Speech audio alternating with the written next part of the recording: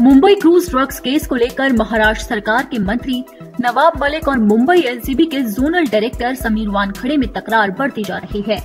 NCB नेता नवाब मलिक ने वानखेड़े का सर्टिफिकेट शेयर कर उनके मुस्लिम होने का दावा किया था, जिसे उन्होंने सही बताया है। प्रेस कॉन्फ्रेंस कर नवाब मलिक ने कहा है कि वानखेड़े एक मुस्लिम है और उन्होंने फर्जी ज्योति सर्टिफिकेट बनवाकर सरकारी नौकरी को हासिल किया। मलिक ने ये भी कहा है कि पहले बहुत सारी शिकायतें आती रही है कि लोग फर्जी सर्टिफिकेट के जरिए नौकरी हासिल कर लेते हैं, इसलिए एक स्क्रूटनी कमेटी बनाई गई। जब कैटेगरी में कोई नौकरी लेता है तो उसके सर्टिफिकेट को वैलिड करना जरूरी है। ये सर्टिफिकेट मुंबई कमिश्नर के ऑफिस से जारी किया गया, लेकिन केंद्र सरकार में कोई इस तरह का प्रावधान नहीं है कि वैलिडिटी कराई जाए। सिर्फ कलेक्टर से जानकारी हासिल की जाती है और सर्टिफिकेट जारी कर नौकरी दी जाती है। एनसीबी के नेता नवाब मलिक ने ये भी कहा है कि सारे दलित संगठन मुझसे बात कर रहे हैं और इस सर्टिफिकेट को लेकर सभी लोग इस स्क्रूटनी कमेटी के सामने अपनी शिकायत दर्ज कराएंगे और मांग करेंगे कि एक दलित का हिस्सा इन्होंने छीनकर फर्जीवाड़ा करके सरकारी नौकरी हासिल की और उस कानून में जब ये सिद्ध हो जाता है कि ये सर्टिफिकेट बोगस है तो उसके आधार पर आदेश पारित होता है कि सर्टिफिकेट के आधार पर जो भी फायदा लिया गया उसे विड्रॉ किया जाए। उस कानून में ये 2 से 7 साल की सजा का प्रावधान है।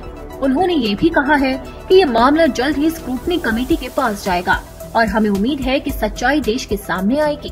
जिस दलित भाई का हक इन्होंने छीना था उन्हें मिलेगा और इनके ऊपर कानून के तहत कार्रवाई होगी। आपको बता दें कि मुंबई में ड्रग्स केस एनसीबी के जोनल डायरेक्टर समीर वानखेड़े घिरते जा रहे हैं। समीर वानखेड़े पर लगाए गए भ्रष्टाचार के आरोपों के बाद एनसीबी अधिकारी के खिलाफ जांच की तलवार लटक गई है। जोनल डायरेक्टर समीर वानखेड़े पर लगे भ्रष्टाचार के आरोपों की जांच के लिए एंटी ड्रग एजेंसी की 3 सदस्यीय टीम आज दिल्ली से मुंबई जाएगी। टीम में एनसीबी के डीडीजी ज्ञानेश्वर सिंह और इंस्पेक्टर लेवल के 2 अधिकारी भी शामिल होंगे। आपको बता दें कि एनसीबी के जोनल डायरेक्टर समीर वानखेड़े ने 3 अक्टूबर को क्रूज ड्रग्स भंडाफोड़ का नेतृत्व किया था और उनके कारण ही शाहरुख खान के बेटे आर्यन खान की गिरफ्तारी हुई थी। इस केस के सामने आने के बाद से समीर वानखेड़े की मुश्किलें अब 2 तरफा बढ़ने वाली है। एक तरफ जहां खुद एनसीबी की तरफ से ही उनके खिलाफ जांच की जाएगी, वहीं अब प्रभाकर सेल के हलफनामे के बाद मुंबई पुलिस भी उनके खिलाफ एक्सटॉर्शन के आरोपों के तहत जांच शुरू कर सकती है। अब देखना होगा कि इस जांच में क्या निकल कर सामने आता है और समीर वानखेड़े के खिलाफ क्या एक्शन लिया जाता है। लेकिन फिलहाल तो ये साफ है कि उनकी मुश्किलें बढ़ती नजर आ रही है।